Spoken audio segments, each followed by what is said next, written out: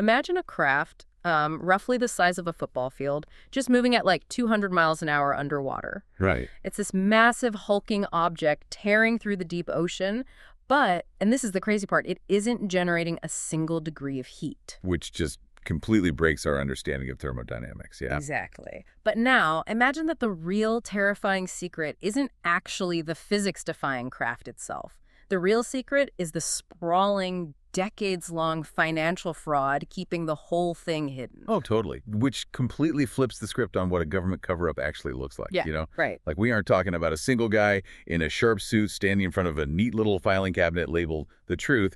We are dealing with an institutional labyrinth. Yeah, a massive bureaucracy.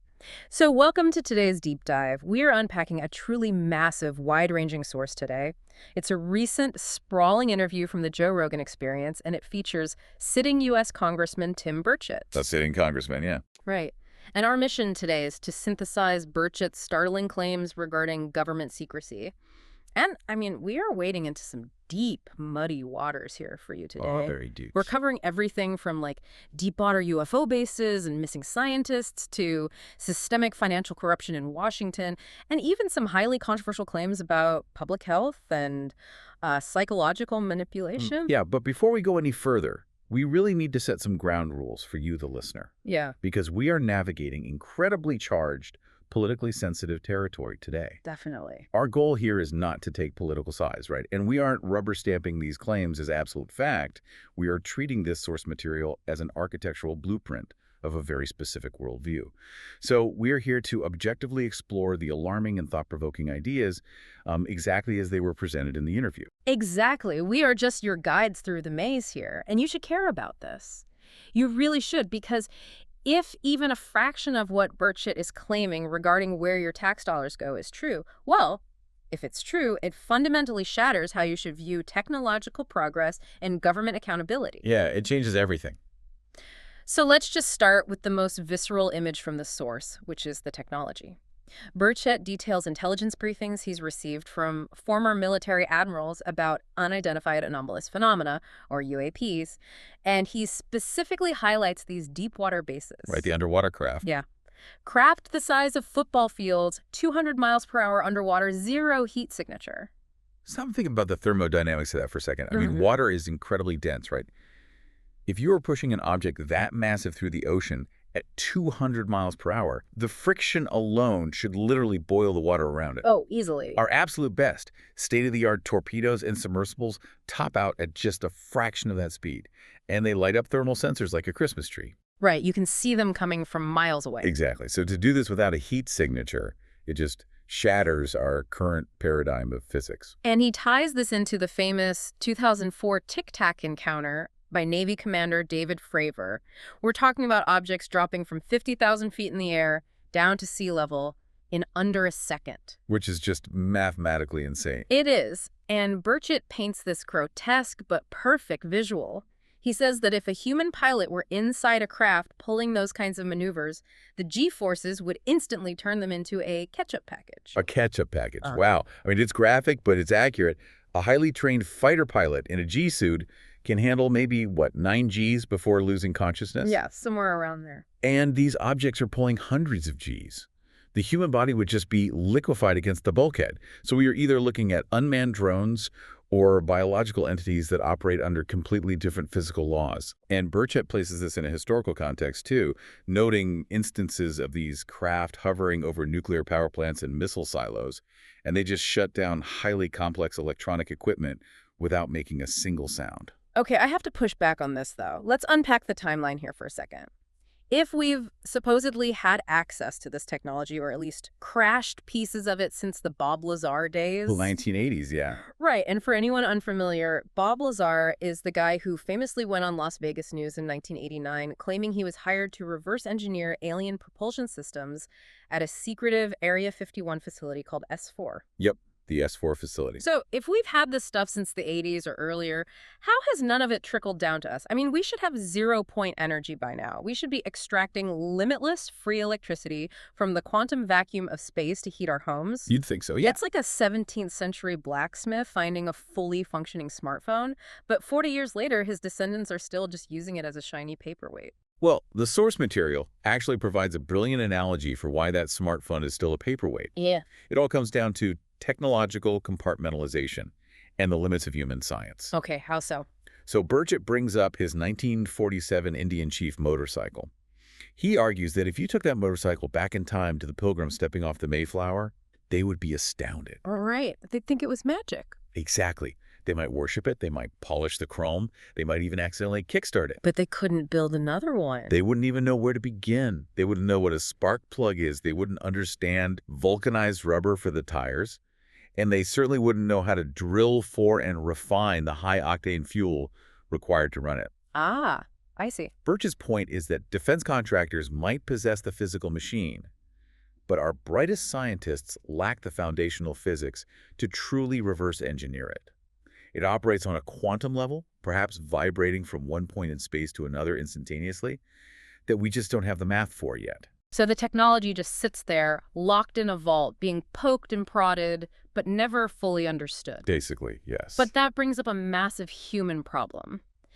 If this groundbreaking technology exists, how do you keep the lid on it for 70 years? I mean, people talk, people leak things. How is the secret kept so incredibly airtight? 2 words: extreme compartmentalization.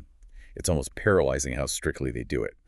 Burchett uses a historical anecdote from his home state of Tennessee to explain the mechanics of this. The Oak Ridge story, right? Yeah, exactly. During the Manhattan Project, there was a massive facility at Oak Ridge where they were building components for the atomic bomb. He describes this married couple who both worked at the facility. The husband worked on one highly specific mechanical component, maybe a piece of the fuse, Okay. and the wife worked on another part, perhaps a timing mechanism. They lived in the same house, rode to work together, ate dinner together every night. And they had absolutely no idea they were building the most destructive weapon in human history until they read about Hiroshima in the newspaper. None at all. And that is the exact blueprint for how modern defense contractors handle retrieved UAP craft. If you are a metallurgist, you are given a strange piece of alloy to test for tensile strength. You aren't told where it came from. Right, you're just doing your job. You aren't allowed to talk to the propulsion team. You are looking down the barrel of a .22 rifle, as Burchett puts it. You never see the whole weapon. Wow. This compartmentalization is why a government intelligence official can sit in front of a congressional oversight committee, swear under oath, and truthfully say they have no knowledge of a crashed UFO. Because technically, they only have knowledge of a classified metallurgical anomaly. But inevitably, someone is going to figure out the bigger picture, right? A brilliant scientist is going to connect the dots. And that is where the source material takes a very dark turn. Yeah, Burchett brings up missing scientists, specifically people working on alternative energy or advanced physics who just vanish. Into thin air. He tells this chilling anecdote about a woman walking down a path with a friend. The friend turns around and the woman is simply gone. No trace. They bring in cadaver dogs and they find absolutely nothing. Because to enforce absolute secrecy, you have to enforce absolute terror. Burchett compares it to running a mobbed-up Italian restaurant. I thought this analogy was fascinating. Right. He says, if you suspect your head chef is leaking your famous recipes to a rival family, you don't assassinate the head chef. That draws massive police attention and ruins your business. So what do you do? Instead, you drag a couple of the busboys into the alley and rough them up. You disappear someone lower on the totem pole. It sends a crystal-clear, chilling message to the entire staff to keep their mouths shut, without disrupting the actual operation. Okay, so that leads me to a big question. Are all these new UFO disclosure bills we're seeing in Congress right now actually just a legal Trojan horse? Ooh, that's the big question. Right, because we keep hearing about whistleblower amnesty being attached to these bills. It feels like a massive misdirection, like, hey, look over here at the incredible alien spaceships, while the unelected bureaucrats quietly secure blanket legal immunity for decades of illegal, off-the-books funding. You've hit on the actual terrifying secret here. Let's look at the mechanics of unacknowledged special access programs, or USAPs. Okay. If these defense contractors, whom Burchett bluntly refers to as war pimps— War pimps, wow. Yeah, strong words. If they have been studying extraterrestrial technology for decades, they needed funding. Billions, maybe trillions of dollars over the years. You can't just put alien spaceship storage on a public congressional budget. Yeah, you have to hide it. That's to misappropriate funds. You overcharge the Pentagon for standard fighter jets and siphon the excess money into black projects. To do that, defense executives and intelligence officials would have had to lie to Congress, falsify financial records, and essentially commit systemic, massive financial felonies for decades. So the panic isn't about humanity having an existential crisis over aliens. The panic is about executives at massive defense companies going to federal prison for defrauding the American taxpayer. Exactly. If disclosure happens without that amnesty Trojan horse, the legal fallout would be apocalyptic for the defense industry. Executives would be exposed to perjury charges. And fraud. Right. Rival companies who were shut out of the reverse engineering monopoly would sue the government for billions. The fierce resistance to disclosure is much less about keeping us in the dark about the universe and much more about the permanent bureaucracy protecting its own financial and legal survival. Okay, so if the core issue is an unelected bureaucracy protecting massive financial fraud, we have to look at the day-to-day systemic corruption in Washington, D.C. The interview spends a lot of time highlighting the absurdity of what the government chooses to aggressively regulate versus what it completely ignores. Yes. And it all starts with a bamboo skateboard. It's a surreal anecdote, Mm-hmm. but it perfectly illustrates the mechanism of selective enforcement. Right, so Burchett makes these beautiful handmade skateboards in his barn to blow off steam. He takes bamboo, oak, and banana fibers and presses them together. Banana fibers, yeah. He gave one to Tulsi Gabbard. People saw it online. And suddenly there was a demand. One of these skateboards ended up selling at a charity auction for over $5,000. But when Burchett went to the Congressional Ethics Committee to make sure he was clear to sell them, they effectively banned him from doing it. We shut it down. They scrutinized this bamboo skateboard like he was smuggling plutonium. And contrast that forensic scrutiny with how Congress treats its own investment portfolios. Burchett points out that members of Congress are legally making 16,000% returns on defense stocks. 16,000%. I can't even wrap my head around that. Let's break down how that mechanism works. You sit on the Armed Services Committee. You receive a classified briefing that a massive conflict is about to break out in Ukraine. You know the U.S. is going to send billions of dollars in missile defense systems. Before the public even knows there's a war, you buy stock in the specific defense contractors who build those systems. The war starts, the government awards the contracts, the stock explodes, and you cash out. It's maddening. It's like the IRS sending an armed audit team to a kid's lemonade stand, while the massive bank across the street launders cartel money with the blinds wide open. They ban the banana fiber skateboard, but completely ignore legalized insider trading. It really is two different sets of rules. And that's just domestic. The source material takes this to a staggering international scale. Pallets of cash. $40 million a week. Literally physical $100 bills being flown into Afghanistan. According to the claims in the interview, the United Nations and various non-governmental organizations, NGOs, are operating as a massive washing machine for U.S. taxpayer dollars. Wait, how does that work? Well, because the Afghan central banking system is frozen, the UN physically flies cash into the country. But the Taliban controls the physical infrastructure and the airports. Because they just take it. They take a massive cut right off the top before the money ever reaches humanitarian projects. And the mechanism of how this money cycles back is the truly insidious part. Burchett describes this dark money loop. A billionaire sets up an idealistic-sounding NGO and drops $1 million into it to legitimize it. Yep. The U.S. government sees private philanthropic funding and matches it with massive federal grants. That money gets sent overseas, the Taliban takes their cut. But then, and this is the key, a portion of that washed money flows back into the United States under the guise of consulting fees or administrative costs. And that money is then funneled into super PACs to fund the political campaigns of the very politicians who approved the grants in the first place. Which completely redefines how compliance and control work in Washington. Historically, we think of political blackmail as a honey trap, right? Right. Like a politician gets caught in an Istanbul hotel room with a foreign spy, and they are compromised. Classic spy movie stuff. Exactly. But the modern bureaucratic machine doesn't need to do that. The compliance mechanism is entirely financial now.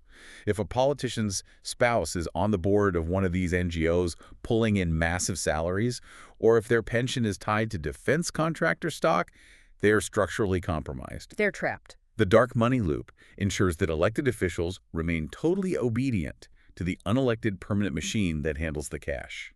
Okay, so the unelected bureaucracy has a stranglehold on the money. But money is just a means to an end. The ultimate end is control. Always. And the interview wades into some deeply unsettling territory about how that control extends to our literal minds and bodies. If they can launder $40 million a month, manipulating public psychology is just the next logical step. And to understand the modern claims of manipulation, the source grounds the conversation in historical fact. Burchett brings up the CIA's MK Ultra program, specifically Operation Midnight Climax. Right, which sounds like a movie, but it actually happened. This isn't fringe conspiracy. It's a declassified reality.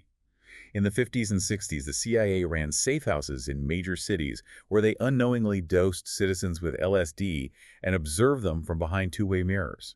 Unbelievable. They did it specifically to study mind control, interrogation, and psychological breaking points. They were trying to hack the human brain, and Burchett connects that historical reality to our modern fears of algorithmic programming. But how does that actually work today? Well, you don't need a safe house and a spiked drink anymore. You have a supercomputer in your pocket. The theory is that digital algorithms act as a modernized MK Ultra. The mechanism is behavioral prediction and dopamine manipulation. Right, social media. An algorithm analyzes your micro-behaviors, how long you hover over an image, what links you click, and identifies your deepest anxieties and paranoias. It then feeds you a highly curated, increasingly extreme reality. And it isolates you from dissenting opinions. Until you are essentially living in a custom-built psychological prison, perfectly primed to be radicalized for political ends. And Burchett links this digital radicalization to the deeply anomalous circumstances surrounding Thomas Crooks, the shooter at the Trump rally. The interview highlights some wild anomalies there. Very wild, yeah. A 20-year-old with virtually zero internet footprint, which is mathematically almost impossible today. No social media presence, a house that appeared professionally scrubbed clean of evidence, and a body that was cremated almost immediately. Highly unusual. He somehow bypasses a massive Secret Service security perimeter and makes a 140-yard shot using a simple red dot sight. The implication is that he was a highly manipulated, algorithmically primed asset. The discussion then shifts from psychological manipulation to public health manipulation. Burchett points to the COVID pandemic as the greatest upward transfer of wealth in human history. That's a huge claim. But the mechanism was simple. Mandate the closure of local independent hardware stores and grocers while allowing multinational big-box retailers to stay open. You effectively bankrupt the middle class while funneling billions into corporate conglomerates and pharmaceutical companies. And speaking of pharmaceutical anomalies, the interview brings up alpha-gal syndrome. Yes. It is a bizarre condition transmitted by the bite of the Lone Star tick. Right. If infected, the human body develops a severe, potentially life-threatening allergy to all mammalian meat. Beef, pork, lamb, all of it. Burchett notes the sudden, inexplicable rise of this syndrome, citing claims of boxes of ticks being found near agricultural lands. And he juxtaposes this biological phenomena with the fact that several high-profile billionaires are heavily investing in genetically modified synthetic meat alternatives. Wait, I need to pause here. So the implication is that this sprawling bureaucracy can coordinate massive societal shifts. They can run digital MK Ultra, execute multi-billion-dollar pandemic wealth transfers, and potentially even weaponize ticks to change our diets. Yes. But we're just now discovering that a 12-hour psychedelic trip can heal a veteran's brain. Because Burchett mentions this massive bipartisan push right now involving figures like Trump, RFK Jr., and former Governor Rick Perry to legalize psychedelics, specifically ibogaine, for veterans. Right, ibogaine. It's a powerful psychoactive substance derived from a West African shrub. And the way it interacts with a traumatized brain is fundamentally different from traditional pharmaceuticals. How so? Well, standard treatments for PTSD and depression usually involve SSRIs, selective serotonin reuptake inhibitors. These are daily pills that essentially just mask the symptoms by altering serotonin levels. You have to take them forever, and they are often highly addictive or come with numbing side effects. But ibogaine actually heals the damage. Exactly. The mechanism is neuroplasticity. Under the supervision of medical professionals, a single ibogaine session acts as a hard reset for the brain's default mode network. It promotes the rapid growth of new neural pathways. That's incredible. Rick Perry went to Mexico to try it, and he claims that a single, non-addictive session reversed his age-related brain atrophy by 25%. We are talking about a permanent physical healing of the brain for veterans suffering from severe PTSD and traumatic brain injuries. So, if we have a cure that works after a single weekend, why has it been classified as a highly illegal Schedule I drug for decades while millions of people suffer?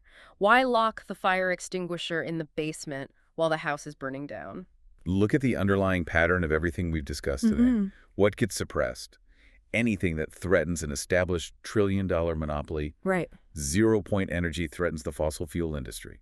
Exposing the defense budget threatens the military-industrial complex. And a non-addictive, one-time psychedelic cure for depression completely threatens the pharmaceutical industry's subscription model for lifelong medication. Wow. The current push to legalize ibogaine represents a rare, monumental victory for human well-being over institutional control. It is truly staggering when you zoom out and pull all these threads together. To briefly recap the absolute labyrinth of this deep dive, we started with the thermodynamics of physics-defying underwater craft and the missing scientists who vanished trying to understand them. We navigated the sheer hypocrisy of a government that bans a bamboo skateboard while quietly laundering $40 million a week to the Taliban to fund their own super PACs. The dark money loop. Right. And finally, we looked at how that same machine tries to control our psychology through algorithms, only to face a rebellion in the form of mind-healing psychedelics. A massive amount of information to process, but the connective tissue is clear. Institutional self-preservation at all costs. The machine's primary goal is to protect its own funding and power. And why does this matter to you, sitting out there listening? Because in an era where information is siloed, where the public is constantly subjected to algorithmic programming and massive wealth transfers, relentless curiosity is your absolute best defense. You have to always follow the money. Always. Understanding the mechanisms of how power actually operates is the only way to stay grounded when the waters get this incredibly muddy. Critical thinking and questioning the underlying mechanisms of these systems are your only anchors. Which leaves us with one final thought to mull over. We talked at the beginning about that neat little Hollywood vault and the idea of a central authority. The guy in the suit, yeah. But if a sitting elected member of the United States Congress, someone who actually has the security clearances and works inside the building, if he feels this utterly powerless against the intelligence community, the defense contractors, and the deep state bureaucracy. It's scary to think about. If he has to rely on sitting down for a podcast interview just to apply public pressure and get the truth out, where does the true power in a democracy actually reside? Next time you cast a ballot, ask yourself, are you voting for the person in charge or just the temporary spokesperson for a permanent machine?